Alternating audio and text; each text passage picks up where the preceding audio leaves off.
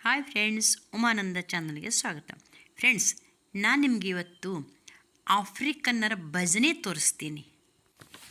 ಹಿಂದೆ ವಾಸ್ಕೋಡಿಗಾಮ ಭಾರತಕ್ಕೆ ಬರುವಾಗ ತನಗೆ ಕೆಲಸಕ್ಕಾಗಿ ಕೆಲವು ಆಫ್ರಿಕನ್ ಜನರನ್ನು ಕರ್ಕೊಂಡು ಬರ್ತಾನೆ.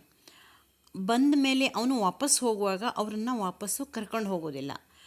ಅವರು ಏನು ಮಾಡ್ತಾರೆ, ಭಾರತ ದೇಶದ ಕೆಲವು ಪ್ರಾಂತ್ಯಗಳಲ್ಲಿ ಉಳ್ಕೊಳ್ತಾರೆ. ಅಲ್ಲೇ ಗೆಡ್ಡೆಗೆಣಸು ತಿನ್ನೋದು, ಏನಾದರೂ ಸಿಕ್ಕಿದರೆ ಬೇಯಿಸ್ಕೊಂಡು ತಿನ್ನೋದು, ಈ ಥರ ಮಾಡಿಕೊಂಡು ಹೇಗೆಗೂ ಜೀವನವನ್ನು ಸಾಗಿಸ್ತಾ ಬರ್ತಾ ಇರ್ತಾರೆ.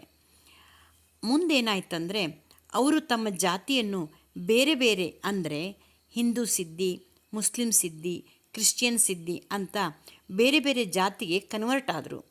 ಇತ್ತಿತ್ತಲಾಗಿ ಸರ್ಕಾರ ಅವರನ್ನು ಹಿಂದುಳಿದ ಜಾತಿ ಅಂತ ಎಸ್.ಟಿ ಸಮುದಾಯ ಅಂತ ಘೋಷಣೆ ಮಾಡಿತ್ತು. ಆದರೆ ಅವರು ಸಿದ್ದಿ ಮಂದಿ ಆದರೂ ಕೂಡ ಒಳ್ಳೆಯ ನಡವಳಿಕೆ ಮತ್ತು ನಂಬಿಕೆಯಿಂದ ಜನರಲ್ಲಿ ಆಕರ್ಷಿತರಾಗಿ ಬದುಕುತ್ತಾ ಬಂದರು.